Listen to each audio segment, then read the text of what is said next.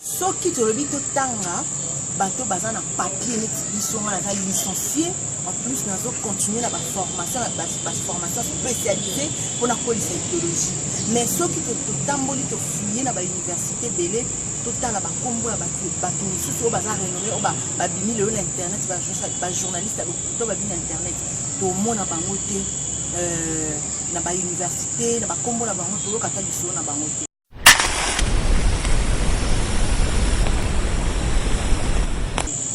Na minute to reconnaître muté to yebate ni tu te bito bandolo ba moko to cité kata 4 Karim soki musonan a journaliste T a de logo T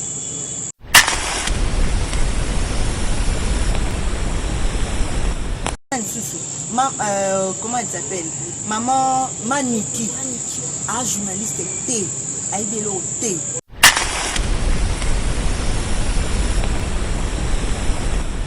Ken, un journaliste T.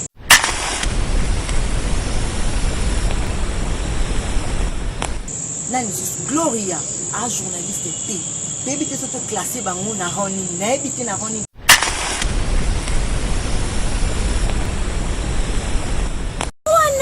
Donc, bangwana tolo, donc, pour changer, pour zonger là, ya tika la mukina tongo, obeti drogue, diama, après oye obité matrimoniaire. Oui, le binon, blablabla. Non, maman, tu l'ignon, le sou.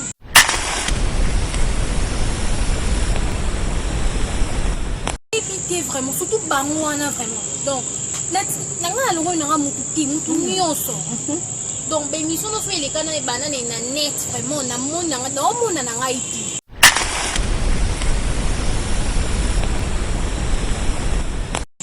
Donc, on a signé un journaliste pour nous là. Pour que tu fasses académie, communication tes alliés, oui, bah savoir communiquer pas bas, pour communiquer masse.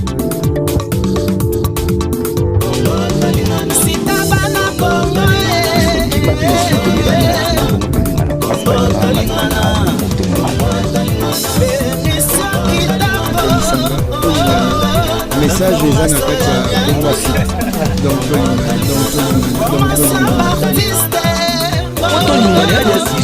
donc voici oui il faut que nous soyons congolais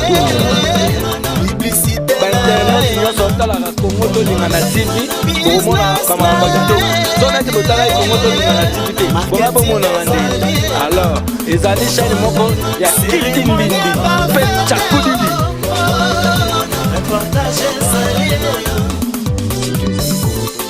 Saint-Jagger à l'Anganzembo.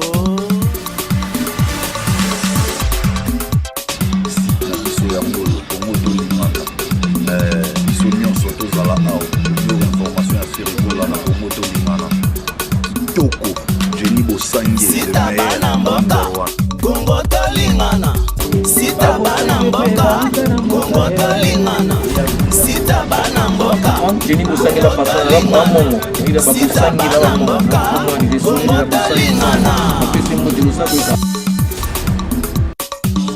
bonsoir à tout le monde. En tout cas, merci encore de nous recevoir chez vous et nous espérons que vous êtes très nombreux pour suivre votre chaîne que vous aimez tant. En tout cas, le réel plaisir et pour nous, en tout cas, de vous savoir très nombreux en train de suivre votre chaîne préférée de YouTube.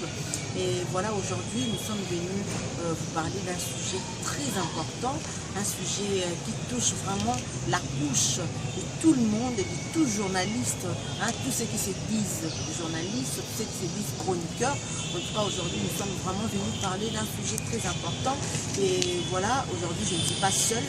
Nous allons devoir partager ce plateau avec ma consoeur que j'aime beaucoup, Consolate Noito, voilà, la charmante, elle est avec moi. Nous allons devoir parler d'un sujet qui est très important, un sujet feuille nabique, papier nabique, oyo batunions au bazo salamini sur internet.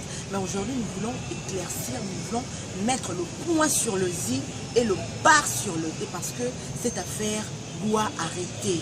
On doit mettre fin à toutes les personnes qui ne savent pas respecter un travail que famille ebele balelaka yango bamabota ebele bazivaka kaka na famille wana. Alors le savoir-faire c'est quelque chose de très important, et pour savoir faire il faudrait apprendre, puisque tel que nous sommes ici, moi et Consolate, nous ne sommes pas plus que tout le monde, parce que nous continuons toujours d'apprendre. Voilà pourquoi nous perfectionnons notre travail. Il y a je peux dire un petit problème qui se passe sur internet, bateau babina ba journal foati ba chronique foati, ceux qui ne savent rien et balingi juste ba la sakara ba nzoto na bango ba derrière na bango, ils se donnent sur internet pour ba n'importe quoi. Il y a mozali ils a fléau oyo dozo mettre point sur le ça dozo aussi lisango lelo dozo le bilango dozo musabatu sur l'oral. Ils ont bon côté Consolate. Ils ont bon vraiment. Donc, déontologie et journalisme, ils ont béba ma classe vraiment. Ils ont béba, vraiment, ils ont béba. Ils soient, disons, journalistes, chroniqueurs. Donc, ils ont bébi ça, là, vraiment. Donc, ils ont ça la passe. Ils ont ça la passe. Ils ont donc, tous ils s'en est bango, zona, na bande de l'école. Apprendre les sous-sous. Pour tout ça, le meilleur n'a pas vraiment. Parce que les gens ont baby si bon, donc baby c'est un bon outil ba moyen na bango jeu pour na ko apprendre, mais ba misusu boya na boya pour na ko baby c'est donc et ça la passe pe mawana mitema vraiment ils ont baby ça musolo ils ont fini ça vraiment ils ont fini ça les akakate ko ça la émission pour ba vu les années belé non pour ça la buzz non. Il faut payer ça le meilleur de toi, parce que le journalisme c'est d'abord la bonne diction, mais ils ont la sous-souté. Donc comment ils battent, quoi dire, comment le baba n'importe quoi, comme ils le baba non. En tout cas vraiment nous devons changer vraiment, nous devons changer pour faire la fierté de notre pays, la République démocratique du Congo vraiment. Voilà, en tout cas merci beaucoup à toi Consolate, merci beaucoup pour ce que tu as dit. Premièrement, d'abord, tel que nous sommes ici, moi, je ne suis pas présentée au début. Je suis Jancine Touabo Kongali, alias Beyoncé, comme les gens m'appellent toujours. Eh bien, je suis graduée en journalisme et je suis licenciée en communication sociale. J'ai voulu faire cette différence pour me permettre aussi d'être animatrice et aussi être journaliste. Donc, tel que je suis ici, je suis capable de rédiger un papier, je suis capable de récolter les informations, de traiter et de les diffuser à la télévision, tout comme ma consoeur. Elle aussi, elle va se présenter, elle va dire son niveau. Qu'est-ce que nous voulons aujourd'hui? Quand on est un musicien Baloba, quand on ne connaît pas, on ne connaît pas. Alors si tu ne connais pas, il faut demander, il faut aller apprendre. Ah, tu as un système, les autres, tu as un système, il y a Big na feuille. Big na feuille, c'est quoi? Aujourd'hui, on va juste faire une petite différence entre être chroniqueur et être journaliste. Un chroniqueur, c'est un acteur des chroniques, c'est aussi un rédacteur de journal, spécialement chargé de la chronique.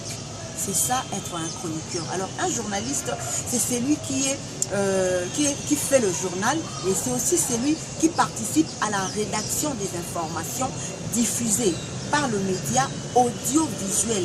L'Internet, ce n'est pas n'importe quoi. C'est aussi un moyen, c'est aussi un support, c'est aussi un média. C'est tout comme la télévision. Si une personne n'est pas à la maison, n'a pas le temps de suivre la télévision, alors partout où il est, il peut utiliser son téléphone, son ordinateur pour pouvoir suivre. Alors si nous sommes là, nous sommes là pour donner les informations qui se passent dans le monde et les vraies informations. Ce n'est pas montrer notre corps, montrer la beauté que nous avons. Derrière minene alingi ateka nzoto na eka ndenge concert nanga lobi beze mata ba vie mata mbongo mais classe obiso to tangela mbongo oyo to pesa na université pour acquérir une certaine connaissance de tiangouad.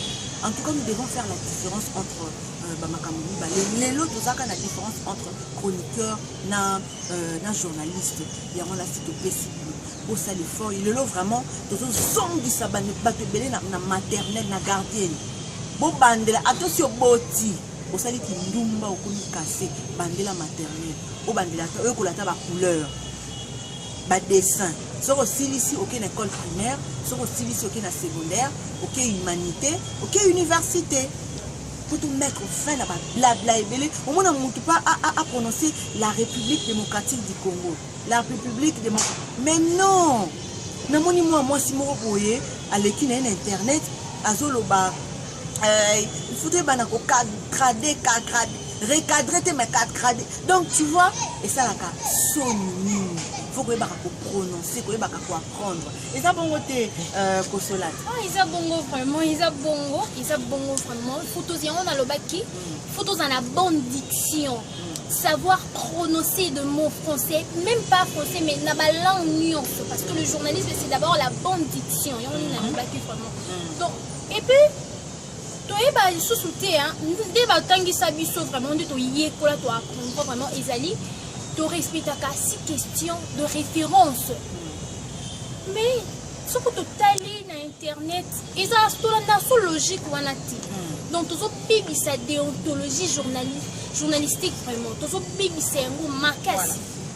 Donc, 6 questions de référence, ils ont la liste sous-souté. Ils ont vraiment un signe. Non, as journaliste, vraiment, à l'écart vraiment, à l'université. Les cas la temps philo parce que na humanité c'est qui la temps philo donc là qui ça vraiment comment pour le baba là qui l'université en journalisme mais là qui ça pas tous les 6 questions de référence voilà donc on a vraiment journaliste dans en ligne au composé ba question na yo pour présenter émission landa 6 questions de référence. Tu as la émission moko na moko. Ba o elekwana c'est le passé. Sko tu as la conscience na biso nyoso o totanga mi ba journaliste. Tu as la conscience na biso ko landa la koko banda ko landa la émission moko na moko. Ce qui 6 questions de référence ils ont respecté donc tu au pembeni au moins la liste il y a ba journaliste. Boy au sali mokili na yo. Point barre. Donc, cela veut dire que il y a une nouvelle école où il y a internet. En tout cas, sur il y a les sous-soutés parce que tu peux confisquer ni aussi les faux. Si ça demande à ce que le gouvernement partout au Bino Bozali, oui, pour respecter un peu. Pourquoi les journalistes pourquoi les journalistes internet ce n'est pas bien. Quand tu ne connais pas quelque chose, il faut aller apprendre pour le bien faire. Si tu fais de n'importe quoi, vous devez détruire planète Terre. La planète Terre, oh, biso, sur tout ça, on a apprendre de belles choses, de bonnes informations. Aux où tu as la source, allez bien, n'importe quoi, besoin de prononcer, si question de référence, eux permettra aux journalistes, va construire permettra aux journalistes va construire une idée na bango, tu vas faire un papier pour nous couper cette formation, vous ne respectez pas qui, quoi, où, quand, comment. Au moins on doit tout kaka abandi kaka na lobby fouati non, ce n'est pas ça. En tout cas les correction système, il y a big na fait différence entre chroniqueur et journaliste. Peloko oyo te telemeli lelo ezali savoir dire, savoir quoi dire, hein, à qui on doit s'adresser parce que le monde oyo ezali boso na biso to ebito za na ba genre ya ba nyonso ba papa maman ba gros bananique. Alors pourquoi seulement du n'importe quoi? En tout cas biso tozana tozo défendre le Congo to telemela ba journaliste parce que nous ça la fierté na bango. Ah nazana concert na ngai ma concert elle est en train d'apprendre. Elle est en train d'apprendre, elle ne dit pas qu'elle sait trop, elle connaît tout, elle est savante ou quoi, non. Elle est en train d'apprendre et elle veut bien faire son travail. Et nous aussi, nous voulons bien faire notre travail. C'est pourquoi nous vous demandons, chers journalistes, chers chroniqueurs, en tout cas, allez-y, allez apprendre. Ce qui te le dit tout le temps, bateau bazan a papier, ils sont licenciés. En plus, nous allons continuer la formation spécialisée pour la polysectologie. Mais ceux qui te tamboli te fouiller dans l'université belé, tout le temps là combo à bateau, sous au bazar renommé, au babini le l'internet, journaliste à l'hôpital, babini internet. Tout le monde a bangoté dans l'université, dans la combo la bangoté, tout le monde a dit sur la bangoté. La minute tu reconnaître mon puté, tu y es battu. neti sosebite bandoloba moko to cité kata 4 Karim soki muso nani journaliste T aide loko T maman nani susu comment elle s'appelle maman Maniki journaliste T aide loko T Ken journaliste T nani susu Gloria journaliste T. Éviter surtout classer bango na roni na éviter na roni to ko classer. To éviter vraiment surtout bango wana vraiment. Donc nanga longo nanga mutu nyonso. Donc ben mission no fait les kana banana na net vraiment na mona nanga iti. Donc na singi na journaliste o nyonso tala. Bo kata ifasi kata académie communication tes alliés hein. Ouais ba savoir communiquer pas bas. Pour communiquer masse. Donc bangwana donc bangwana toloba donc bo changer bo zongela ya tika lo mukino tongo obeti drogue diama après oye obité matrimoniaire oye olobino bla bla bla non maman to linya on le souti to linya on ti o comment toke tina gouvernement to koloba yango to koloba ngo to sala vraiment actuellement to lobi vraiment non pas changer makambo so bakanga si faut que tu marches, tu marches pour na to tombola le kumu ya musala na biso surtout bano batangi na ifasi ba vrai étudiant ya ifasi o ba ebi idéologie ba bi ko respecter déontologie journalistique na bango ba bi ko respecter ba 6 questions de référence ba bi ko traiter ko récolter ko traiter pe ko diffuser information aucun journaliste T Karim Sokinan journaliste T Gloria, journaliste T. Oh, bah la patrona, non, bazate. Nani? Bah la patrona, kuna ba lope comme ba série. Ba lope na ba série. La patrona par rapport à quoi? Par rapport à quoi? Moi, bah journaliste T, aux hommes à la bande de l'école. Voilà. La journée fois tebele, bah c'est collé, bah combo na kata banzoto na bango. Bazate ka ba kinois, ba congolais, ba outi out. La patrona, la nini, la grande, la meilleure, la truc, machin, truc. C'est collé, combo. Mais tout ce qu'on même pas dans les faciles. Tout ce qu'on même pas dans le centre de formation où on formera vraiment journaliste, tout communicologue. Tout ce qu'on a dans le campus, tout ce qu'on a dans le mais c'est collé juste combo na bango, ni na kati. Combo moko minene na nzoto pour faire buzz. La carte internet pour ne pas avoir vu et belé et tout après bas en bon mais tout ce alors il y a une formation mon côté il y a journalisme au bas apprenant basana pour ça là non seulement Kindumba mais pour tout Isaka tout mais aujourd'hui tu peux chercher à faire l'interview avec un homme responsable ou encore un artiste. Ben, ils refusent de le faire. Pourquoi? Parce qu'ils savent que tous les journalistes d'internet font du n'importe quoi. Ils vont se créer des polémiques pour se faire de l'argent. En tout cas, vous nous créez vraiment de problèmes. On a du mal à faire notre travail, notre métier, parce que vous là, vous ne respectez pas ça et vous n'avez pas quelque chose d'important dans votre tête. Il y en a qui sont bozonga na classe, tolobi bozonga na classe, boyekola. Il faut qu'on y ait comment récolter l'information, comment traiter l'information et le diffuser au vu de tout le monde. Alors, journaliste, c'est une personne, oyo, hasard, neti roi, neti mokoni. Tout d'autres cieux, journaliste, un président ne veut même pas s'approcher d'un journaliste parce qu'il sait que le journaliste peut savoir tout dans sa vie. Mais, bato ya buzoba o bazo le kan internet mingi o bazo sala buzoba na internet en tout cas pour permettre ngana lo bongo. Vous ne savez même pas comment chercher une information et savoir traiter l'information. Pourquoi on dit traiter? Parce que tu peux prendre une information n'importe comment et quand au botiango na desk na bino au traiter yango, au diffuser yango, quand ça va passer na ba télévision na ba média nyonso, ça permet à tout le monde de comprendre. Mais bino bolinka ko créer ba polémique. Bolinka créer ba polémique. Pourquoi ça? On demande pourquoi ça? Vous devez arrêter avec ça. Vraiment, vous devez arrêter avec ça parce que ça travaille mon cousin, noble, va se respecter. Les lots comme il se doit, moyen de partout exacté. Jamais que comme un bourgmestre au Solanaï pour émisser les canaux internet, internet n'importe quoi. Bino la patrona, ceux qui banane besoin que ça la buzz. De kebisi bino botika. gouvernement kolandela bino et kolandela bino. S'il faut que vous kangama pour vous bozo lekisa ba ko tout ça ba mitu boy ba ke ba si ba lembi bino. Ba tu ba lembi bino. Sachez que vous avez des enfants. Sachez que vous avez des enfants dans vos maisons. Et vous aurez aussi des enfants, ceux qui n'ont pas encore eu d'enfants, alors vous aurez des enfants. Vous devez savoir comment arranger votre futur. Votre futur doit être meilleur.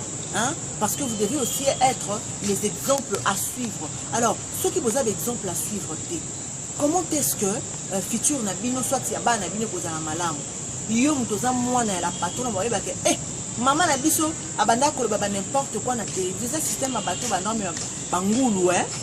Bato bandom na bangulu système bangulu bakena bango la bapoto lelo o bana na bango baza mal vu so batali ota mona kinganzi papa na ekuta banda ko me bangulu na bapoto et tout les années mona bino na bashona soit en tout cas bozonga ya système ya correction pour corriger bino. Il faut savoir récolter l'information, traiter et diffuser et respecter le 6 questions de référence: qui, quoi, où, quand, comment et pourquoi. Bino nyonso ani za la raté boya kaka bande ko na biso to eli boso na bino tala kinganzi na kinganzi babundi babalani bafingani basalani boy. Non, ce n'est pas ça l'information. Il y a tant d'autres choses qui se passent dans la République démocratique du Congo et nous cherchons la solution pour l'avancement de notre pays. C'est ça ce que nous cherchons. Alors si vous ne voulez pas vous ne voulez pas faire montrer à tout le monde de quoi vous êtes capable, ce que vous oubliez, c'est votre image qui passe comme ça. Et on vous traite mal. Ne pensez pas que si vous avez beaucoup de vues, de buzz, hein,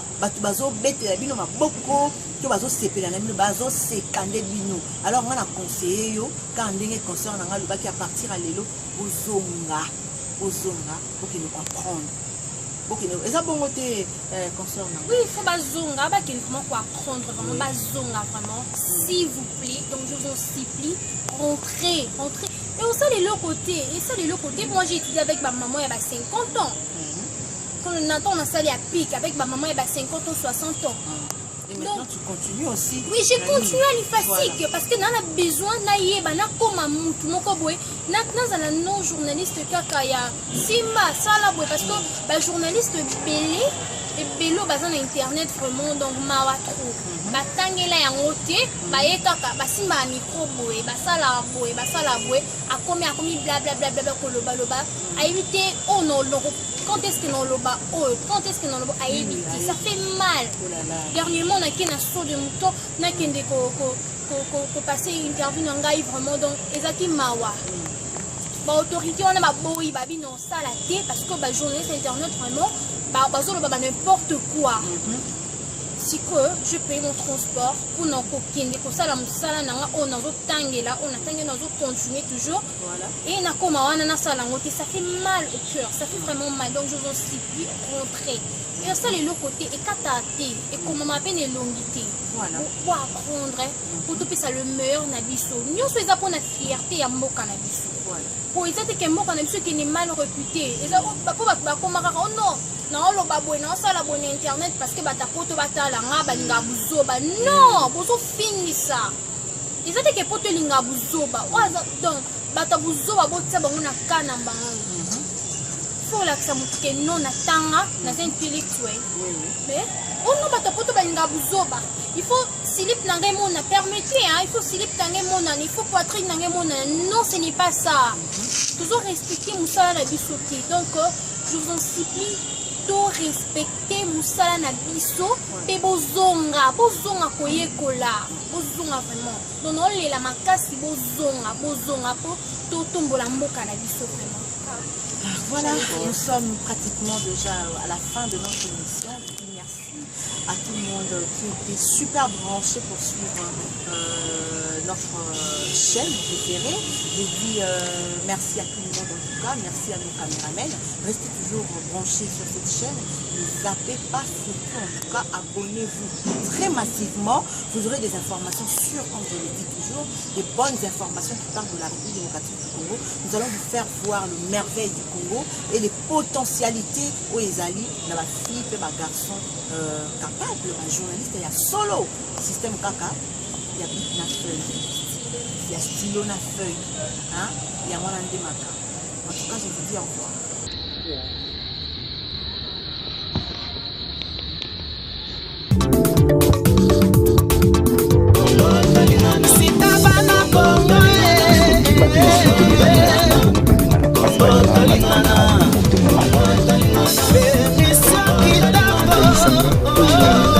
message eza na kati ya bongwasi tolingana ya sujet notamment quand on dit Congo tolingana ya site oui il faut Congo tolingana biso bakongolais tolingana bainternet nyonso otalaka Congo tolingana TV komona kamamba kitoko so nati botala Congo tolingana TV te bona bomonaka nde alors ezali chaîne moko ya Kirtin Mbindi mpe Chakudidi